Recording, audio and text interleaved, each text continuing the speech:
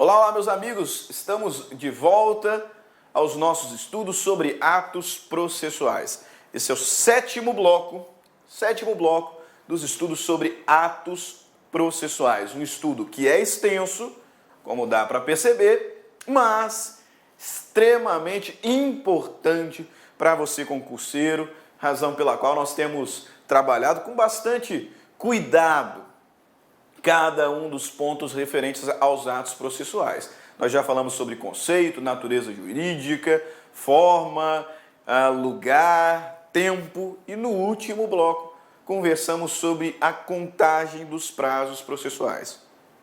Um tema que é, de certa forma, maçante, um tema com muita informação, devemos ter extremo cuidado, facinho de errar em prova, facinho de errar na prática processual, a contagem dos prazos.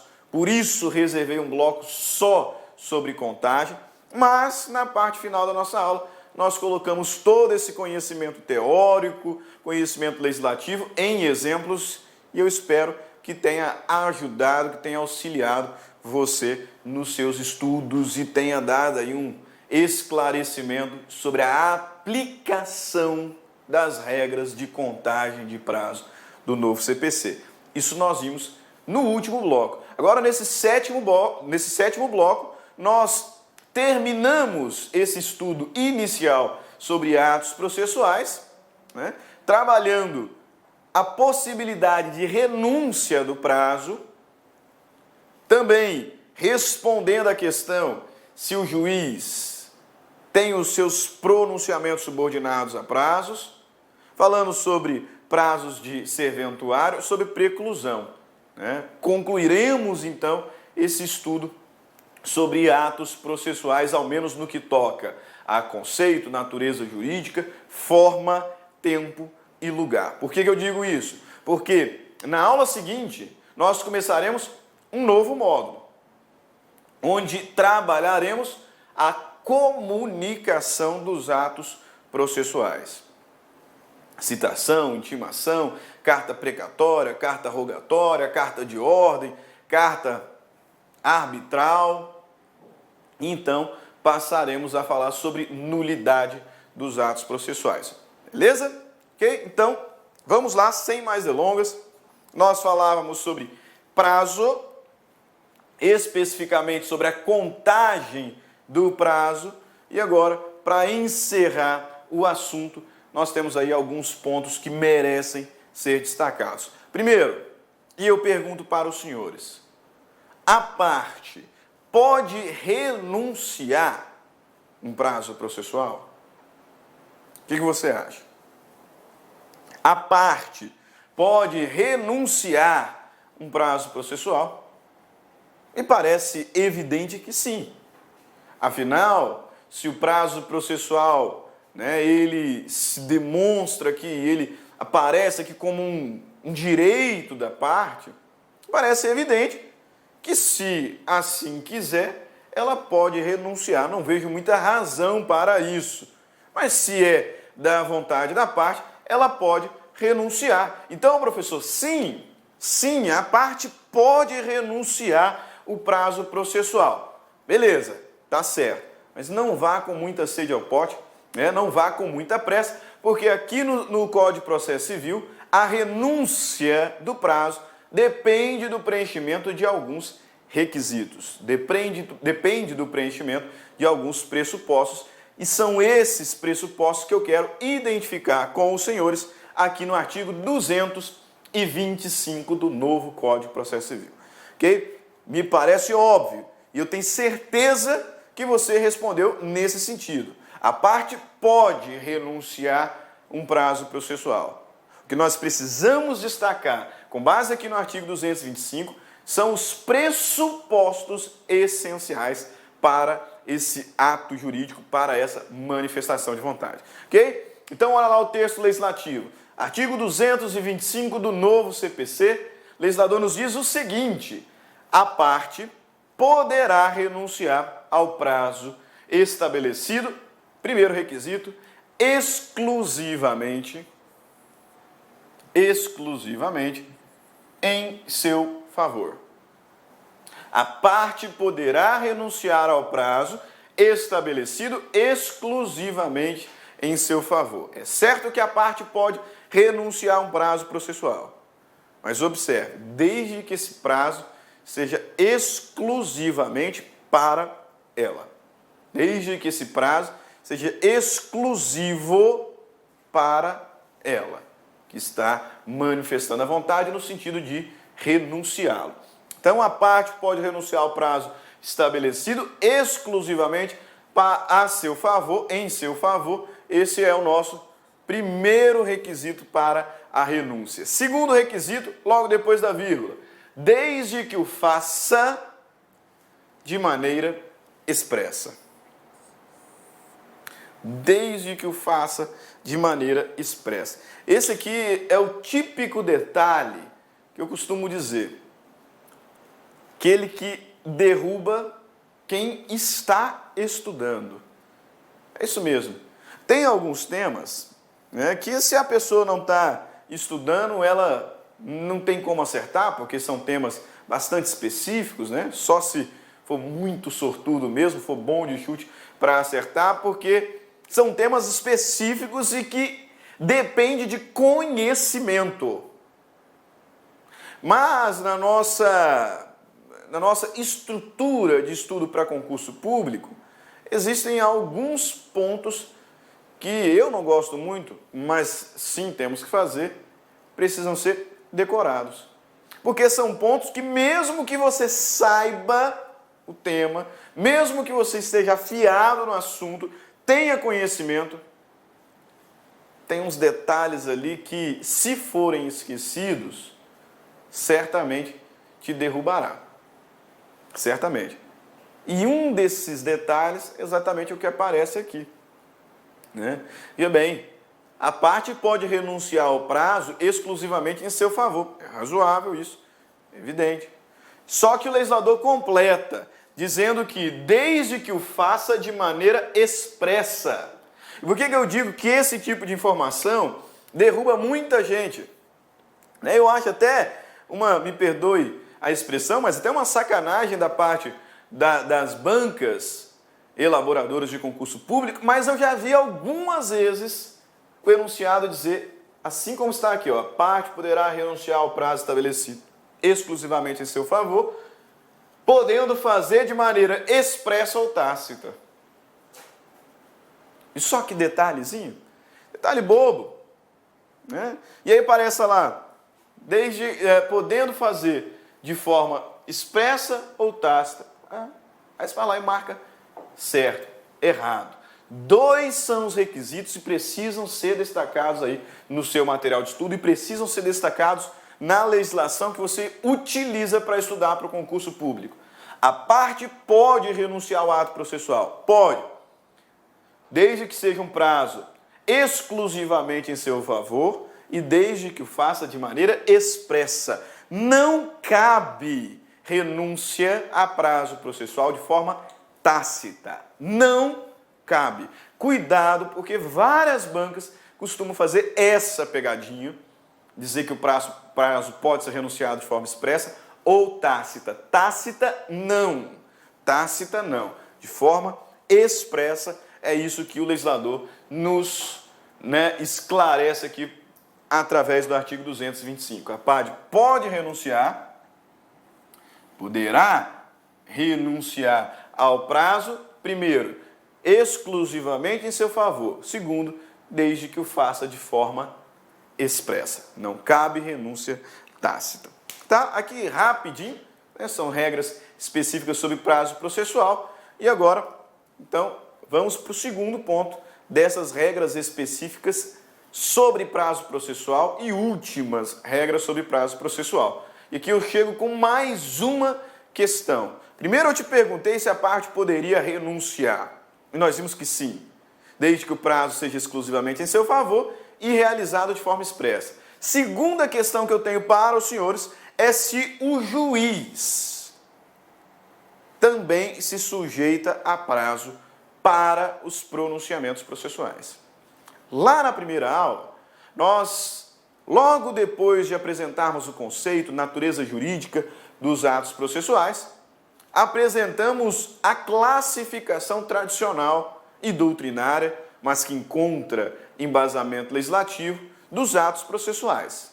Classificação que se divide em 3 espécies: atos das partes, atos do juiz, também chamado de pronunciamentos do juiz, e atos do escrivão, o chefe de secretaria. Atos das partes, atos do juiz, atos do escrivão. Até por conta das 2 últimas aulas, nós falamos muito sobre prazos para a realização dos atos processuais das partes. Então nós falávamos sobre a parte que foi citada e no mesmo ato intimado para contestar, da parte que foi intimada para manifestar em 5 dias, para manifestar em 10 dias. Ou seja, falamos muito sobre os atos processuais das partes e sobre os prazos que deveriam ser respeitados na realização desses atos. Ok? Beleza. Só que naquela classificação original, tradicional, doutrinária, também legislativa, nós temos os chamados pronunciamentos do juiz, que são 3. Você se lembra? Sentença, decisão interlocutória e despacho. Aí eu questiono os senhores, para o cumprimento desses pronunciamentos, o juiz deve respeitar algum prazo? Imagina que o processo foi concluído para o juiz e agora ele deve despachar, proferir uma decisão interlocutória ou proferir até mesmo uma sentença. Existe prazo para que o juiz despache, para que o juiz profira uma decisão interlocutória, para que o juiz sentencie? Ele também, enquanto magistrado, enquanto gestor da relação jurídica processual, enquanto responsável pelo desenvolvimento do processo de ofício, né? Lembra? Lá nas noções introdutórias, nas normas fundamentais do processo, em que nós aprendemos que a jurisdição ela é inerte, então ela deve ser provocada, só que o processo se desenvolve por impulso oficial. Quem dá esse impulso é o juiz, por meio desses pronunciamentos: despacho, decisão interlocutória e sentença. Na realização, no cumprimento desses pronunciamentos, o juiz está sujeito a prazo? O que vocês acham? O legislador nos diz o seguinte: sim, para o cumprimento dos seus pronunciamentos, o juiz está subordinado a prazos. A prazos. E são 3, a depender da natureza do pronunciamento. Veja só o que o artigo 226 do novo Código de Processo Civil nos diz sobre o tema. Artigo 226, o legislador diz o seguinte: o juiz proferirá, inciso 1º, os despachos no prazo de 5 dias. Ok? Então, despacho, prazo de 5 dias. Prazo de 5 dias. Proferirá as decisões interlocutórias no prazo de 10 dias. E proferirá as sentenças no prazo de 30 dias. Ok? Então, o legislador deixando bem claro aqui a resposta ao questionamento que acabei de fazer. O juiz tem 3 pronunciamentos, 3 espécies de pronunciamentos. É óbvio que o juiz realiza diversos outros atos processuais, né? Ele que gerencia o processo, é ele que vai ditar, né, a organização da audiência, vai ouvir a testemunha, vai interrogar as partes, mas dentro dos atos processuais do juiz existem 3 pronunciamentos: despacho, decisão interlocutória e sentença. E para esses pronunciamentos, o juiz está sujeito a prazos. Para despachar, o juiz está sujeito a prazo de 5 dias. Para proferir decisões interlocutórias, 10 dias. Para proferir sentença, 30 dias. Então, mais uma vez aqui, artigo 226, esses números devem ser decorados, tá? Devem ser decorados, infelizmente. Não gosto muito de decoreba, mas devem ser decorados. O legislador nos diz, o juiz proferirá os despachos no prazo de 5 dias, as decisões interlocutórias no prazo de 10 dias e as sentenças no prazo de 30 dias. 5, 10 e 30. 5 dias para despachar, 10 para proferir decisões interlocutórias, 30 dias para proferir sentenças. Agora, sabemos que o juiz, com base no que estipula o artigo 226, o juiz está sujeito a prazos processuais para os seus pronunciamentos. 5 dias para despacho, 10 dias para decisão interlocutória, 30 dias para a sentença. O que eu gostaria de refletir com os senhores nesse momento é sobre o seguinte: o juiz está sujeito a prazo. E se esses prazos não forem observados? Nós vimos que o juiz tem prazo de 5 dias para despachar, 10 dias para decisão interlocutória, 30 dias para a sentença. E se o juiz não cumprir, se o juiz não observar esses prazos expressamente previstos na lei? Qual a consequência? Tem consequência? Se tem, qual a consequência? Veja bem, aqui tem um detalhe extremamente importante.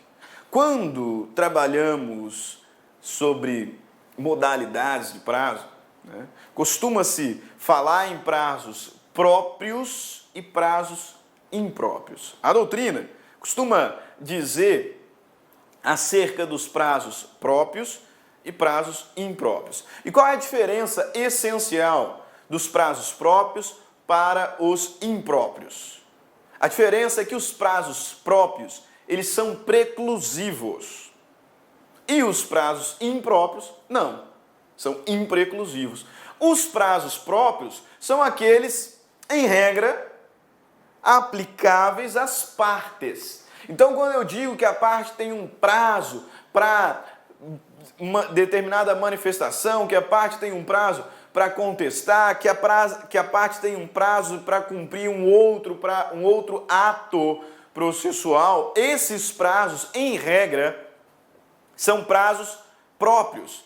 O que significa dizer que, se a parte não observar esses prazos, ela se sujeitará à preclusão temporal.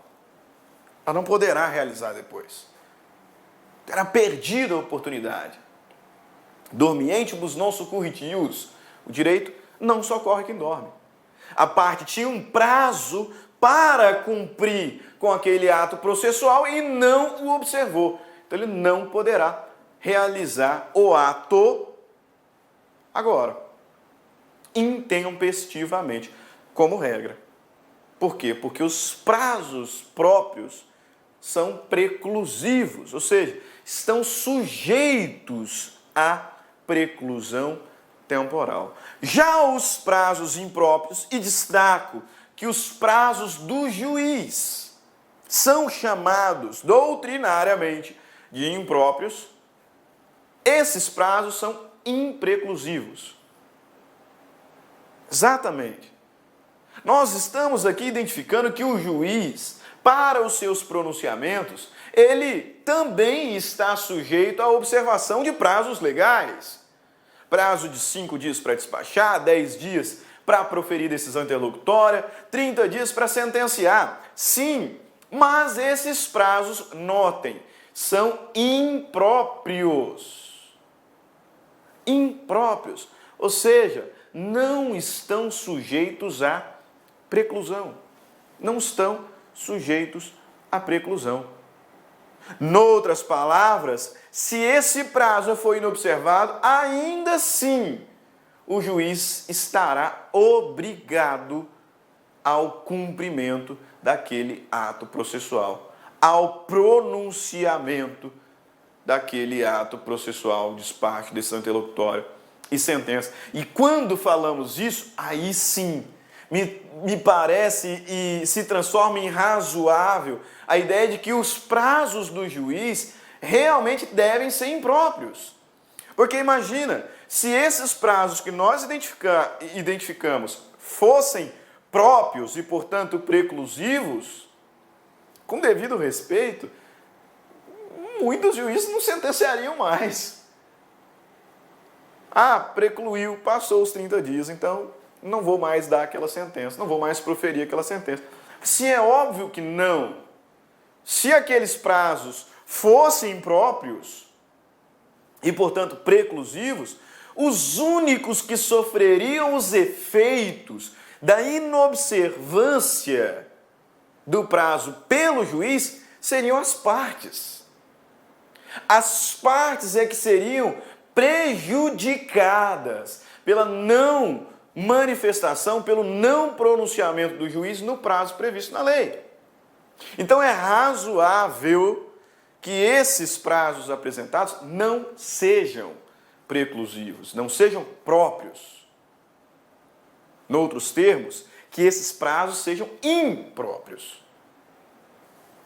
Acontece que quando faço essa afirmação, alguns alunos da universidade presencial sempre me questionam: professor, se esses prazos são impróprios e, portanto, não são hábeis a causar consequências processuais imediatas, dentre as quais destaca-se a preclusão, por que esses prazos existem? Por que eu vou falar que o juiz tem 5 dias para despachar, 10 dias para a decisão interlocutória, 30 dias para a sentença, sendo que se ele não observar o prazo previsto na lei, nós não teremos uma consequência imediata para a relação processual, porque esses prazos não estão sujeitos à preclusão. E essa dúvida fica ainda maior quando passamos a análise do artigo 227. Porque o legislador diz: em qualquer grau de jurisdição, havendo motivo justificado, pode o juiz exceder por igual tempo os prazos a que está submetido. Pô, professor, se os prazos a que está submetido o juiz não são preclusivos, por que ele tem que motivar, por que ele tem que justificar para então poder, por igual tempo, excedê-los? Sempre me questionam em sala de aula: professor, por que esses prazos existem? E mais do que isso, por que o artigo 227 está tratando aqui sobre a motivação, sobre a justificação para que o juiz possa exceder por igual tempo o prazo, sendo que num primeiro momento a inobservância da lei não é hábil a causar consequências diretas ao processo, porque os prazos são impróprios. Esses prazos existem, meus caros, e de fato é verdade que eles não são preclusivos, são impróprios, então não têm aptidão para causar prejuízo imediato ao processo se forem inobservados. Mas se o juiz, sem motivação, sem justa motivação, inobservá-los, isso pode causar consequências, sim. Evidente, quando o legislador colocou esses prazos ali, o objetivo é que o juiz, salvo em situações de justo motivo, e na maioria das vezes tem, né, o caso aí da superlotação do Poder Judiciário, mas esses prazos existem para que o juiz, não havendo justo motivo, cumpra com os princípios da celeridade e da duração razoável do processo. E se injustificadamente esses prazos forem observados, ele poderá sim sofrer consequências.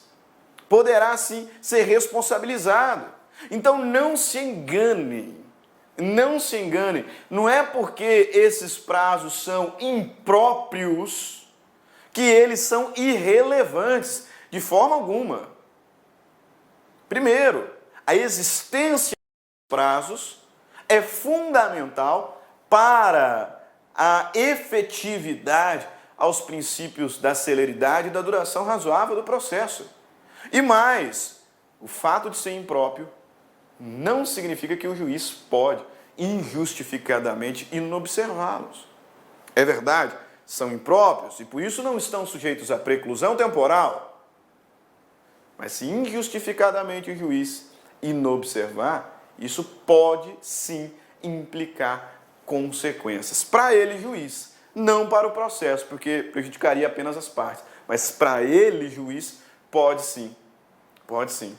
Então, o juiz observará, terá esmero na observação desses prazos, né? Inclusive motivando para poder excedê-los por igual tempo, como diz aqui o artigo 227, para não cair no conteúdo do artigo 235.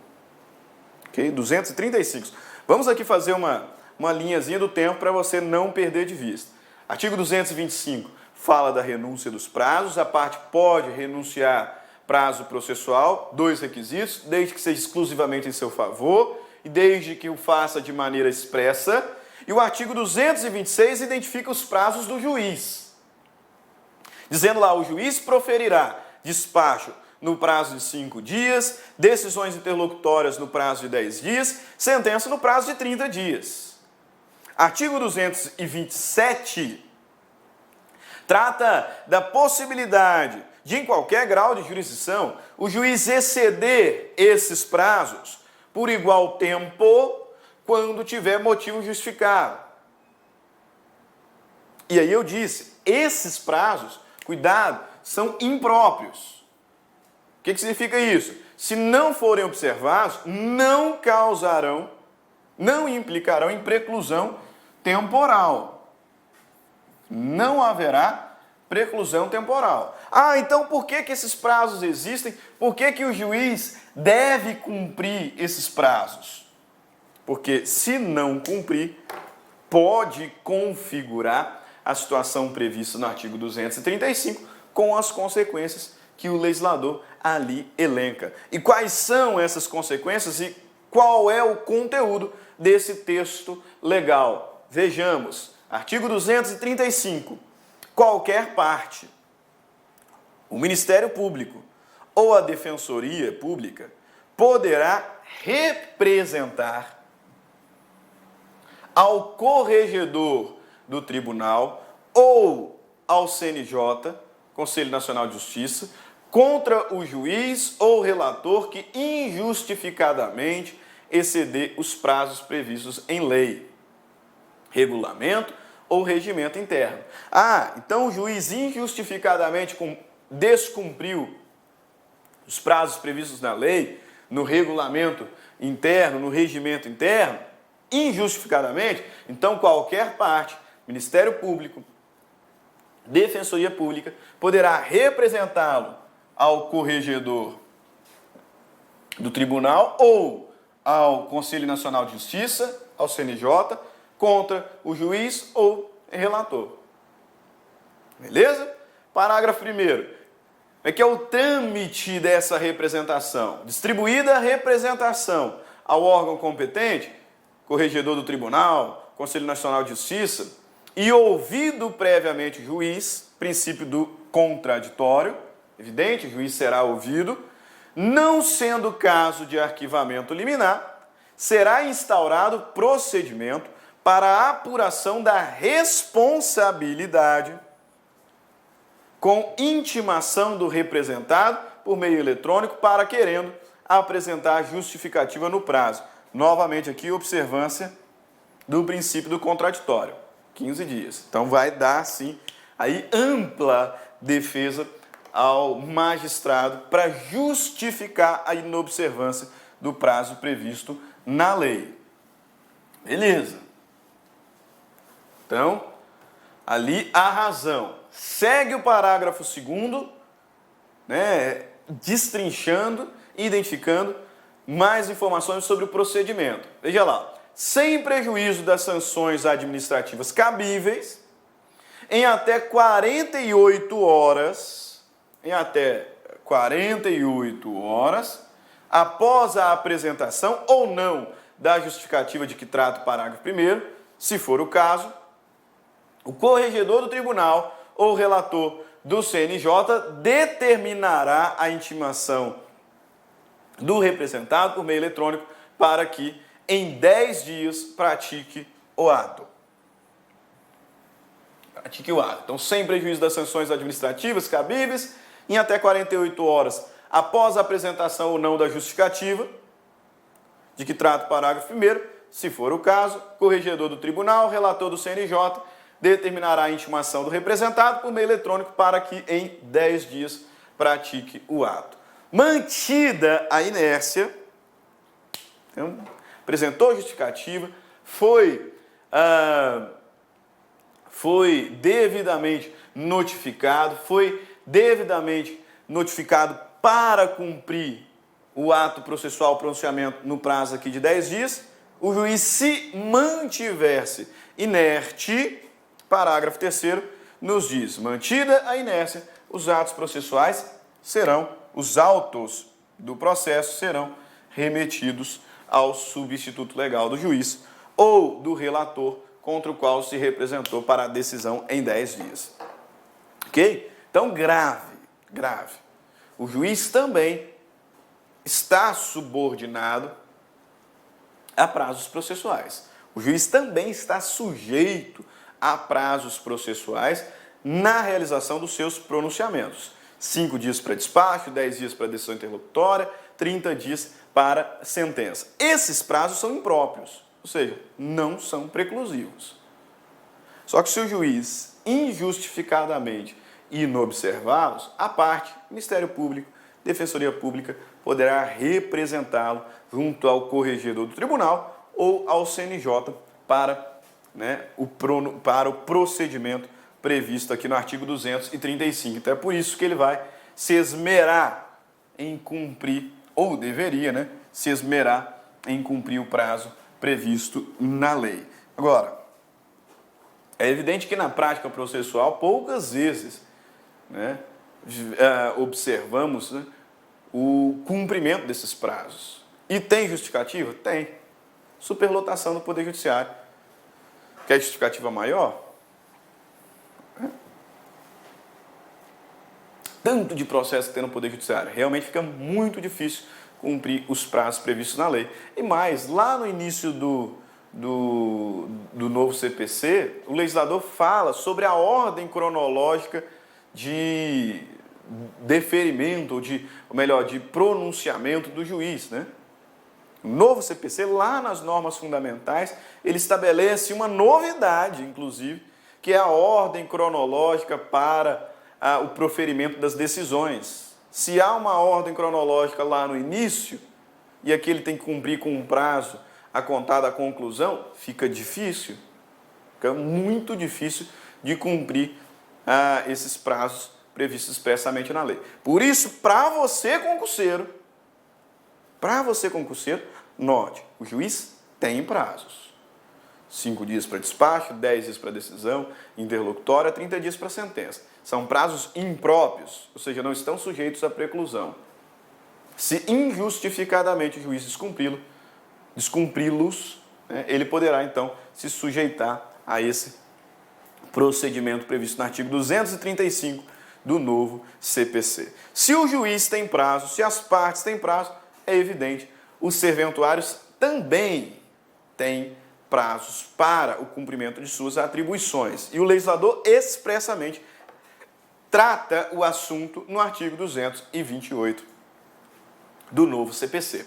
Ok? Eu confesso, esse pedacinho da nossa aula não tem escapatória, pessoal. É decorar. Tá? É decorar.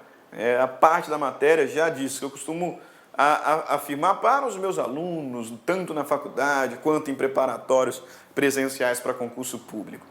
É uma parte da matéria que derruba aluno bom. Derruba aluno bom porque é decoreba. A parte pode renunciar? Pode. Desde que o prazo seja exclusivamente em seu favor e o faça de forma expressa. O juiz está sujeito a prazo? Tá. 5 dias para despachar, 10 dias para decisão interlocutória, 15 dias para sentença. O prazo é impróprio.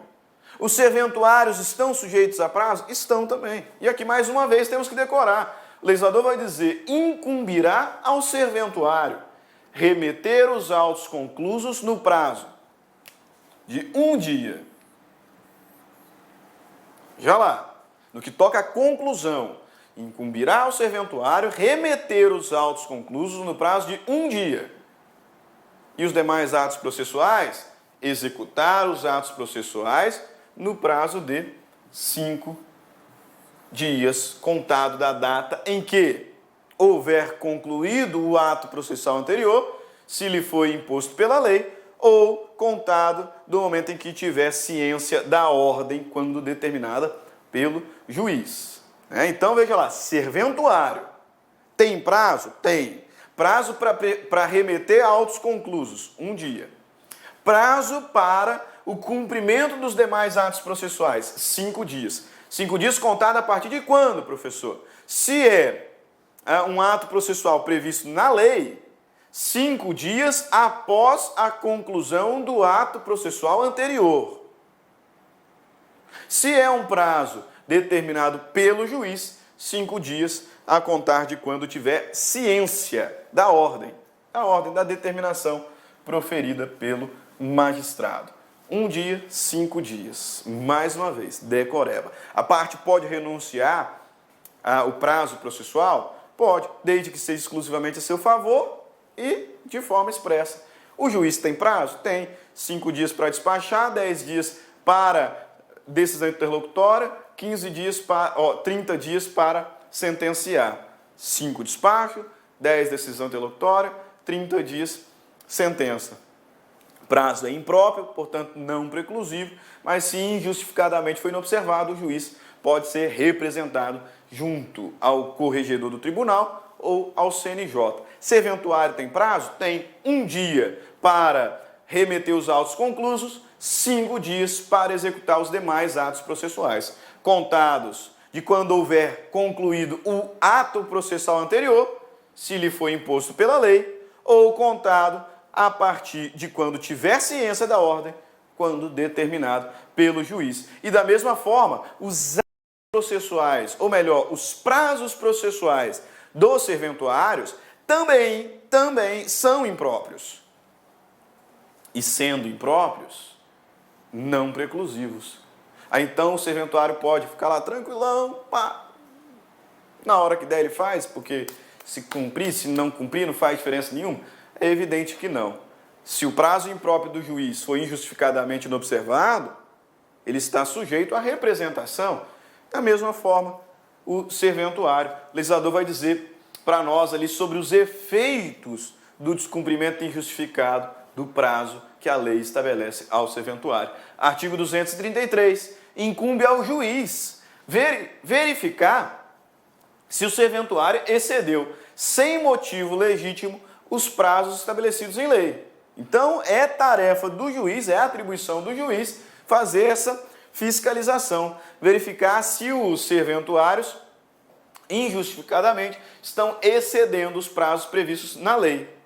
Constatada a falta, o juiz ordenará a instauração de PAD, de processo administrativo, na forma prevista na lei. Então, incumbe ao juiz verificar, então essa função de fiscalizador, se o serventuário excedeu injustificadamente, sem motivo legítimo, os prazos previstos na lei. Constatada a falta, o juiz deve determinar a instauração de PAD, determinar a instauração de processo administrativo. Se o juiz não fizer isso, se o juiz não cumprir com essa atribuição, nada impede que qualquer das partes, Ministério Público ou Defensoria, represente o serventuário ao juiz. Então, Ministério Público, partes, Defensoria Pública, estão autorizados a representar o serventuário ao juiz representar o juiz contra o serventuário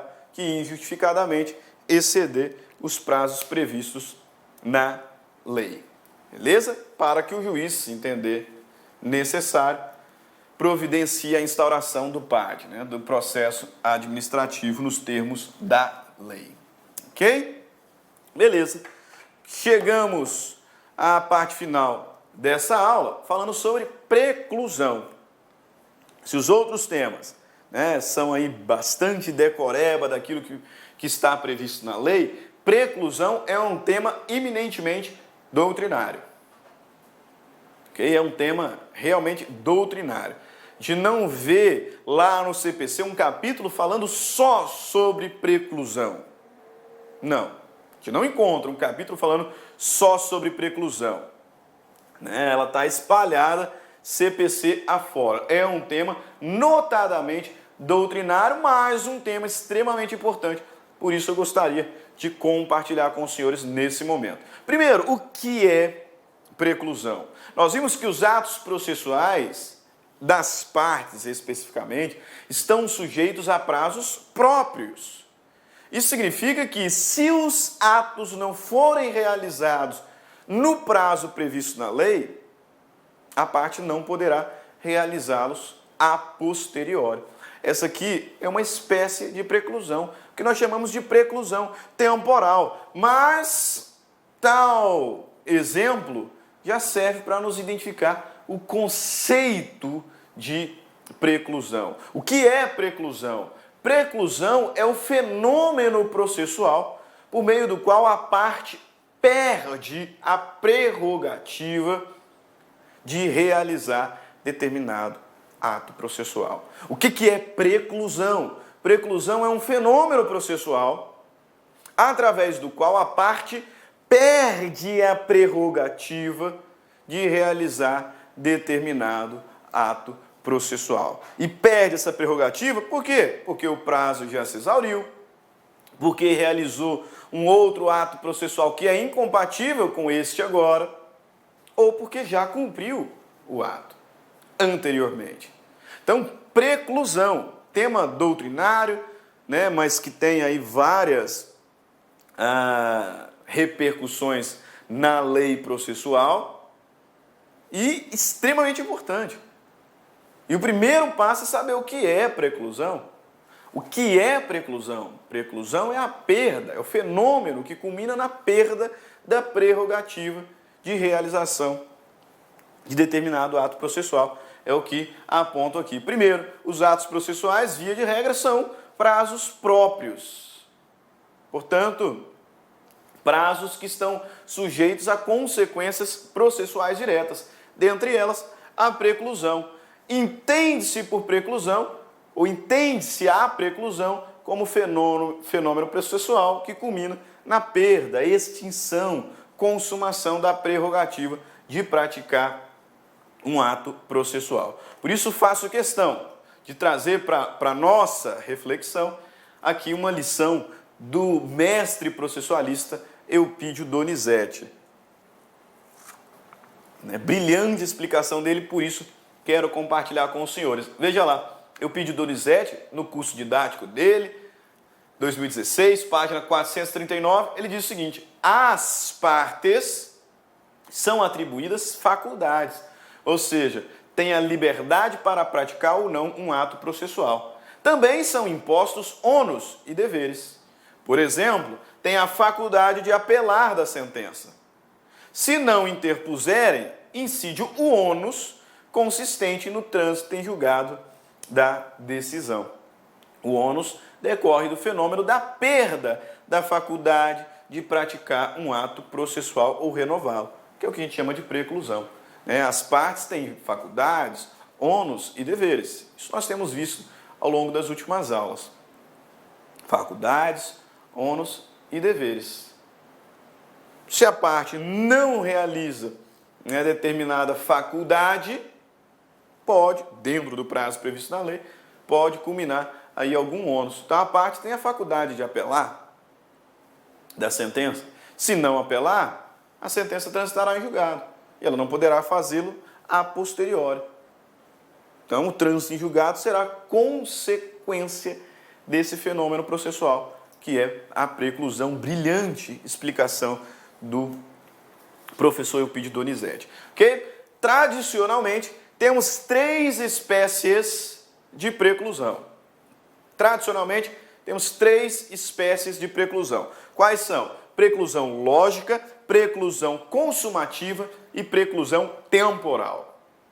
Então, já sei o que é preclusão. Preclusão é um fenômeno que culmina na perda, na extinção da faculdade de se exercer determinado ato processual. Preclusão, fenômeno processual que culmina na extinção do direito, da prerrogativa, da faculdade de cumprir determinado ato processual, e importa-nos identificar que tradicionalmente existem três espécies de preclusão: preclusão lógica, consumativa e preclusão temporal.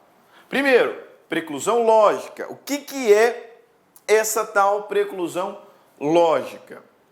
A preclusão lógica acontece quando a parte realizou determinado ato processual e mais adiante ela pretende realizar um outro, só que esse outro ato processual é incompatível com o primeiro.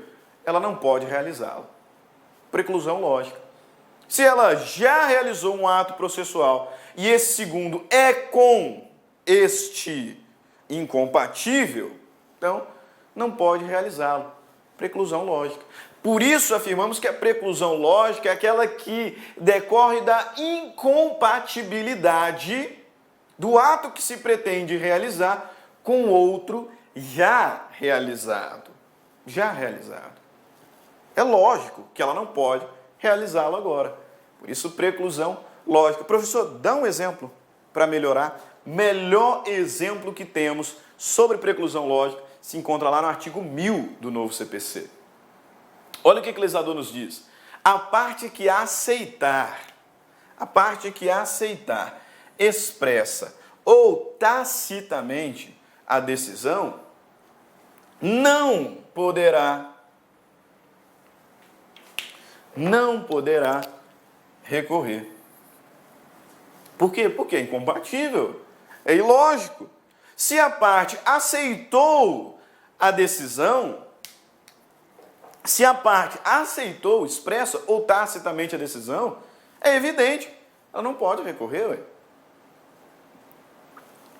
E só como é que é incompatível? Se ela realizou um ato processual, se ela se manifestou no sentido de aceitar a decisão, agora ela não pode recorrer. Preclusão lógica. É incompatível. Se ela aceitou, vai recorrer? Mas não faz sentido.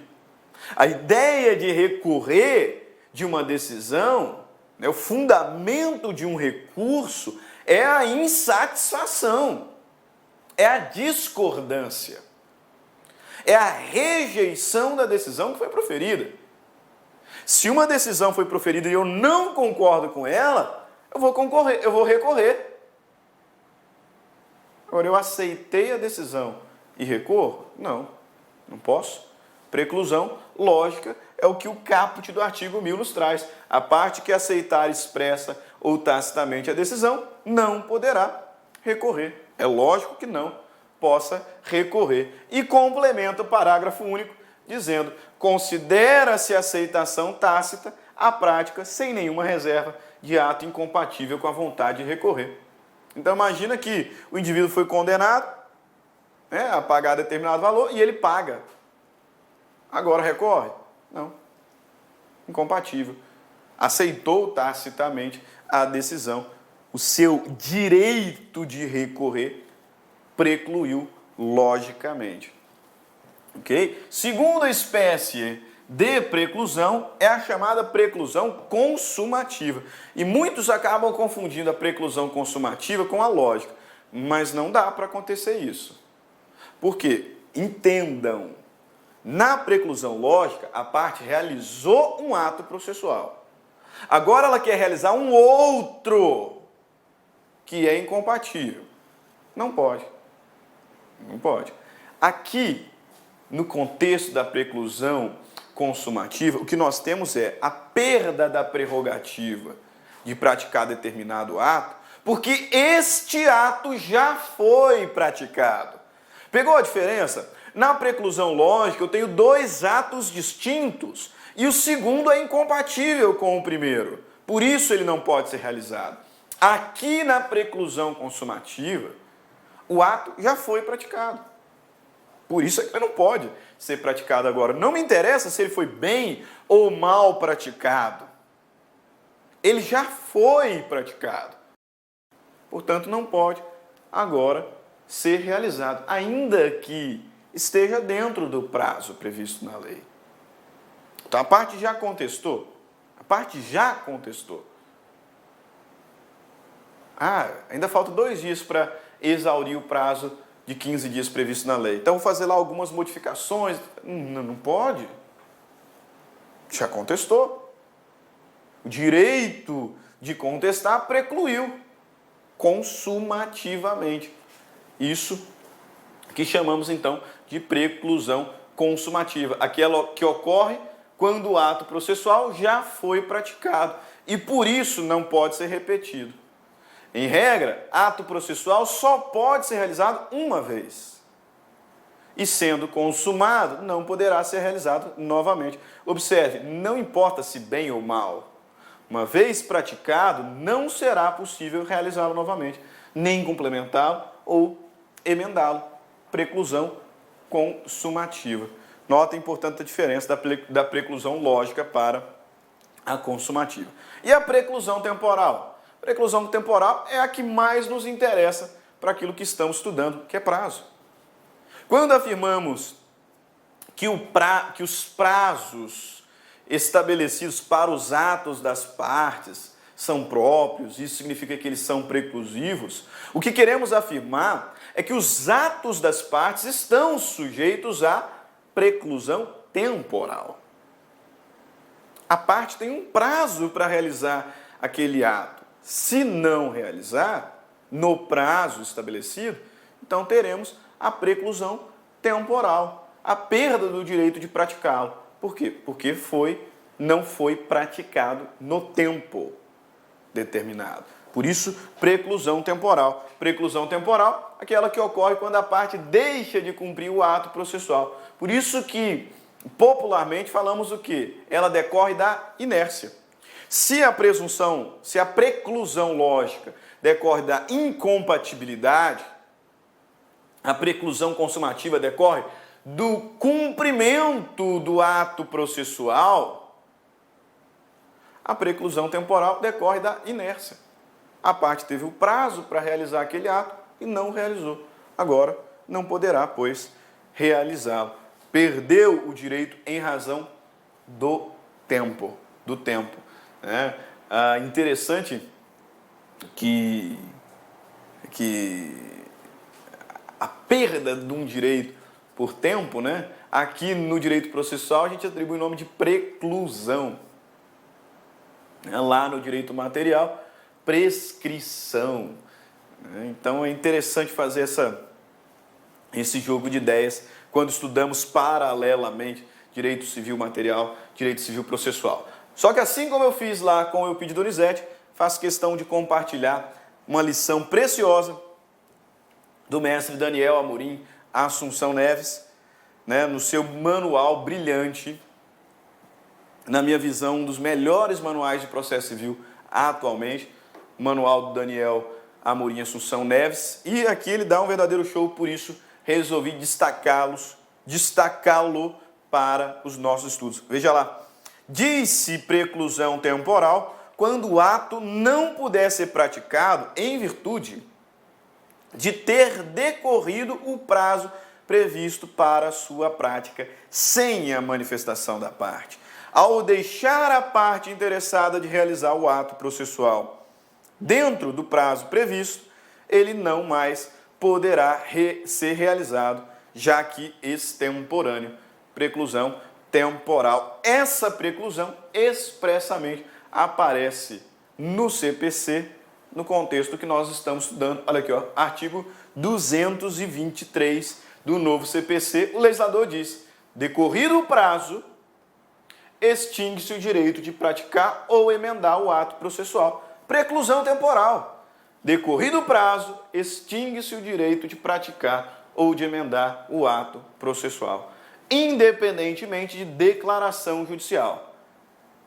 Essa regra é absoluta? Não. Existe exceção, é evidente, e o legislador destaca, ficando assegurado, porém, a parte provar que não o realizou por justa causa. Então, se a parte não realizar o ato processual no prazo, ela perde o direito, preclusão temporal, mas é evidente, tem a possibilidade de demonstrar que não observou o prazo por justa causa. O que seria essa justa causa, professor? Parágrafo 1º. Considera-se justa causa o evento alheio à vontade da parte e que a impediu de praticar o ato por si ou por mandatário. Parágrafo 2º. Verificada a justa causa, o juiz permitirá à parte a prática do ato no prazo que lhe assinar. Beleza? Vamos ver aqui algumas questões de concurso público em que o tema já foi cobrado, né, para encerrar o nosso encontro sobre prazos processuais. Vejamos. Prova da CESP de 2016. Julgue o item a seguir referente ao processo de conhecimento e ao cumprimento de sentença. Dada a ocorrência de preclusão consumativa, após protocolar a contestação, o réu não poderá apresentar novos argumentos de defesa, mesmo que seja para suscitar a matéria que o juiz deva conhecer de ofício. Dada a ocorrência da preclusão consumativa, após protocolar a contestação, o réu não poderá apresentar novos argumentos de defesa, mesmo que seja para suscitar a matéria que o juiz deva conhecer de ofício. E aí? Verdadeiro ou falso? Certo ou errado? Certo? Não. Errado. Ah, professor, pera lá, né? Pera lá, o senhor acabou de explicar o que é a preclusão consumativa. A perda do direito de praticar um ato processual porque ele já foi praticado. E agora vem dizer que essa afirmação está errada?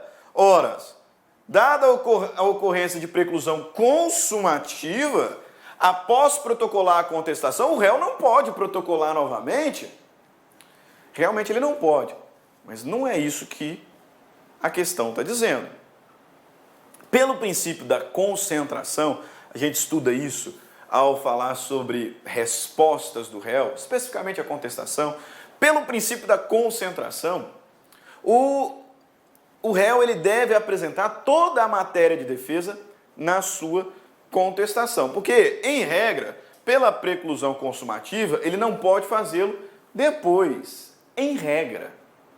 Mas existem algumas exceções. Existem algumas situações em que o réu pode apresentar novos argumentos após o protocolo da contestação.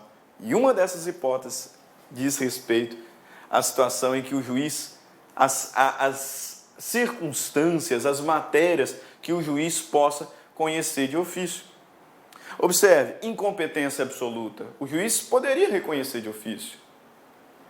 Então, o réu pode alegar a qualquer momento, mesmo depois do protocolo da contestação. Impedimento do juiz, da mesma forma. Então, de fato, pelo princípio da concentração, o réu ele deve concentrar todos os seus argumentos na contestação, sob pena de preclusão consumativa. Mas existem algumas situações em que o réu pode apresentar novos argumentos após o protocolo da contestação e não haverá que se falar em preclusão consumativa. Sobre o tema, vide artigo 336, 342. Olha lá, ó. Incumbe ao réu alegar na contestação toda a matéria de defesa, expondo as razões de fato e de direito com que impugna o pedido do autor e especificando as provas que pretende produzir. Pronto. Artigo 342. Depois da contestação, só é lícito ao réu deduzir novas alegações quando? Relativa a direito ou fato superveniente. Ou seja, o fato aconteceu depois da contestação. Aí é óbvio, não tinha como ele ter concentrado antes. 2. Quando competir ao juiz conhecer delas de ofício, caso da questão. Incompetência absoluta, impedimento, etc. 3. Por expressa autorização legal, puderem ser formuladas em qualquer tempo ou grau de jurisdição, prescrição e decadência, por exemplo. Especificamente, né, tem alguns doutrinadores que não concordam com esse inciso terceiro, né, porque o inciso terceiro estaria falando a mesma coisa do segundo. Né? Se compete ao juiz conhecer de ofício, é porque a lei autoriza a parte a alegar a qualquer momento o grau de jurisdição. Então, alguns chegam a dizer que é preciosismo. Mas tem uma situação que eu, ao menos, reconheço, em que o juiz não pode reconhecer de ofício, mas a parte pode, a qualquer momento, alegar, que é a decadência convencional. Decadência convencional. O juiz não pode reconhecer de ofício, mas a parte, por expressa disposição da lei, Código Civil, pode formular a qualquer momento. Próxima questãozinha. Ana apresentou contestação antes do término do prazo previsto. Verifica posteriormente que não incluiu um item defensivo. Requer, ainda no prazo conferido para contestação, o aditamento. Neste caso, não será possível, diante da constatação de preclusão consumativa. Ela já contestou. Não sendo as hipóteses que a lei autoriza a alegação a posteriori, se Ana já contestou, bem ou mal, ainda que no prazo, ela não pode contestar novamente. Por quê? Porque ela já praticou este ato. Cuidado, preclusão consumativa. E não presunção, não preclusão lógica. Preclusão consumativa. Próxima questão. A prova da FGV 2016. Tendo-se iniciado o prazo de 15 dias para contestar uma demanda, o réu apresentou contestação no 8º dia do prazo. Porém, no 14º dia, optou o demandado por protocolizar uma nova peça contestatória, nela deduzindo uma linha defensiva essencialmente diversa daquela exposta na sua primeira peça. Nesse cenário, o juiz deve rejeitar a contestação por preclusão. Agora a pergunta, preclusão lógica ou consumativa? Preclusão consumativa. Ah, professor, mas o enunciado está dizendo que ele pretendia protocolizar uma outra peça contestatória essencialmente diversa. Então o ato praticado agora é incompatível com o anterior. Isso é preclusão lógica. Não. Ele ia praticar o mesmo ato. Preclusão consumativa. A grande diferença da preclusão lógica para a consumativa é essa. Na preclusão lógica, ele realizou um ato e ia realizar um outro diferente e não pode porque é incompatível. Como o caso da parte que aceitou a sentença e agora quer recorrer. Não casa, incompatível. Aqui não, ele já tinha protocolado a contestação, ainda que com argumentos outros e essencialmente distintos da primeira peça protocolada, ele não pode contestar mais, é o mesmo ato. Portanto, nesse cenário, deve o juiz deixar de receber a segunda contestação em razão do instituto da preclusão consumativa. Beleza? Perfeito. Assim a gente conclui o estudo sobre os prazos processuais. Fechamos todo esse caminho com atos, mas não vamos parar de falar dos atos, porque na próxima aula estudaremos a comunicação dos atos processuais, onde falaremos sobre citação, intimação, carta precatória, carta rogatória, carta de ordem, carta arbitral e depois... Então, fecharemos o assunto tratando das nulidades. Nulidades, beleza? Ok, ficamos por aqui. Espero te ver em breve na próxima aula. Grande abraço, fiquem todos com Deus. Tchau, tchau e até a próxima. Clique lá.